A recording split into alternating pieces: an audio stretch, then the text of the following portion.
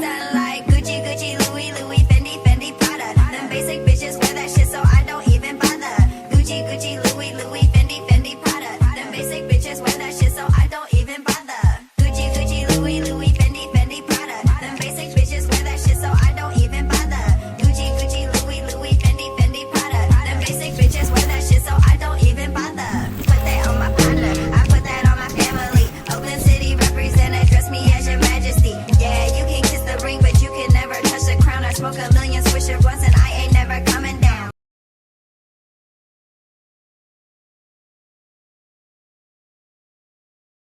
Halo guys. Halo guys. Ya Mas. Tahu nggak sih Mas? Ini tuh adalah sebuah tindakan oversharing yang mana bisa berdampak buruk bagi kita sendiri. Oh begitu Mas. Iya, gitu. Biar lebih banyak lagi kita membahasnya. Kita bahas lagi. Ngobrol-ngobrol. Oh iya boleh Mas. Oversharing itu apa?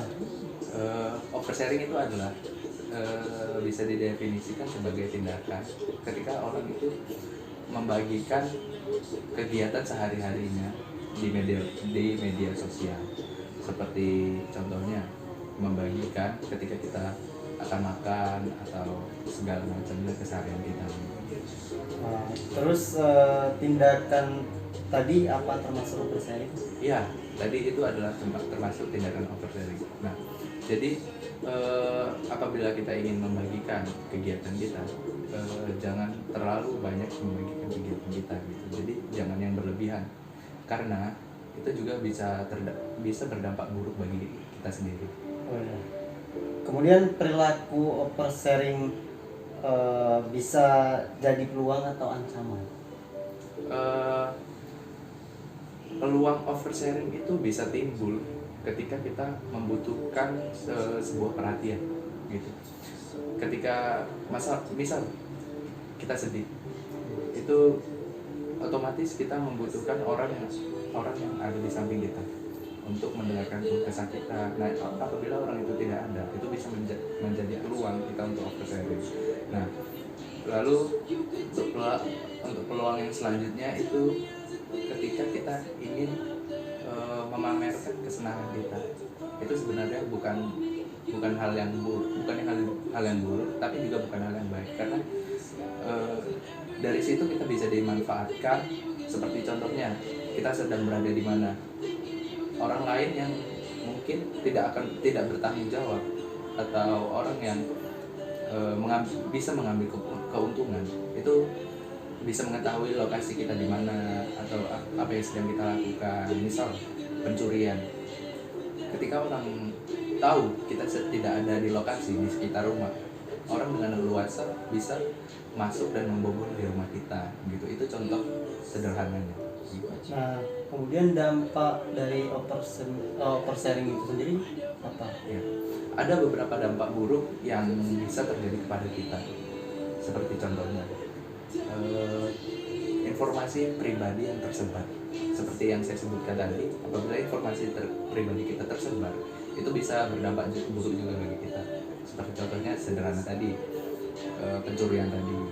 Lalu untuk dampak-dampak yang lainnya seperti pemanfaatan, kita bisa dimanfaatkan ketika orang mengetahui informasi pribadi kita, begitu. Lalu yang kedua itu adalah kecemasan. Ketika kita membagikan kesedihan kita, lalu hal-hal yang hal-hal yang emosi kita yang hanya sementara. Ketika kita merasakan emosi sementara yang bergejolak, kita membagikannya, itu bisa menimbulkan kecemasan, karena tidak selamanya kita merasakan emosi tersebut. Lalu yang ketiga, itu produktivitas kita menurun, karena seperti kecanduan.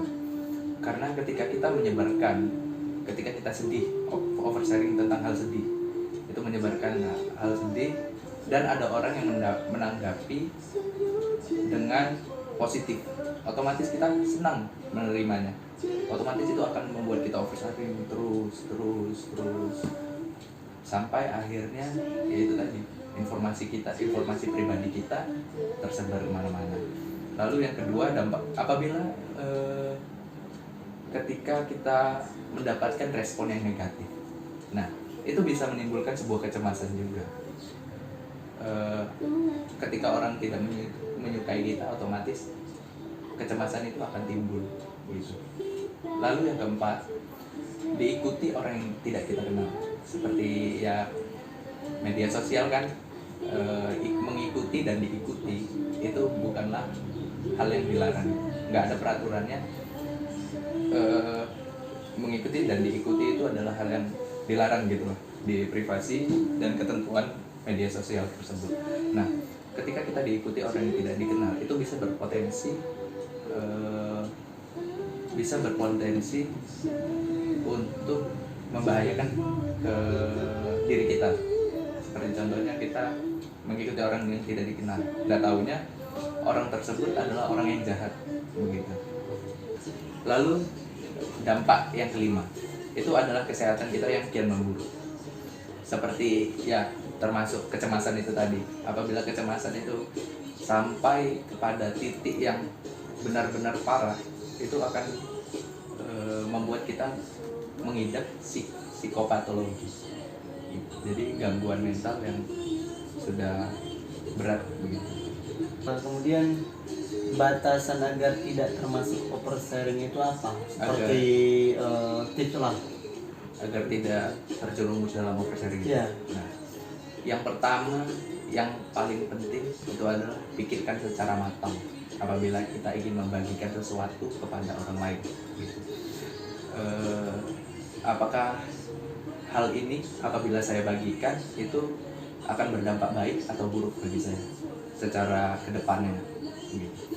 Lalu yang kedua itu, kalau bisa apabila terjadi sesuatu atau masalah atau segala macamnya, usahakan untuk berbagi kepada orang terdekat dulu, karena akan memperkecil kemungkinan untuk itu berdampak buruk bagi kita, atau malah tidak ada kemungkinan untuk itu berdampak buruk bagi kita. Lalu yang ketiga itu adalah jangan bagikan rahasia dan emosimu gitu. Karena di media sosial itu terdapat banyak sekali orang dengan latar belakang yang berbeda-beda, maupun itu baik atau jahat kita tidak tahu gitu. Jadi itu bisa memperbesar peluang kita untuk mendapatkan dampak buruk ke depannya. Nah, jadi berpikirlah lebih bijak lagi sebelum kita membagikan semua informasi, semua keseharian kita itu di media sosial. Jadi lebih bijak lagi memilah-milah apa yang harus kita lakukan, apa yang harus kita bagikan, itu lebih bijak lagi. Jadi begitu, ternyata dampak oversharing itu begitu banyak kepada kita, sehingga walaupun yang kita lakukan di sosial media itu sudah dihapus, ternyata jejak digitalnya masih ada. Iya, benar sekali, dan itu berpengaruh bagi masa depan kita apabila kita mencari pekerjaan begitu. Sulit karena apabila jejak digital kita sudah jelek. Jadi begitu teman-teman, marilah berbijak dalam memilah dan memilih apa yang ingin kita lakukan ke depannya, karena itu berdampak kepada diri kita sendiri. Ingat, jejak digitalmu adalah harimaumu.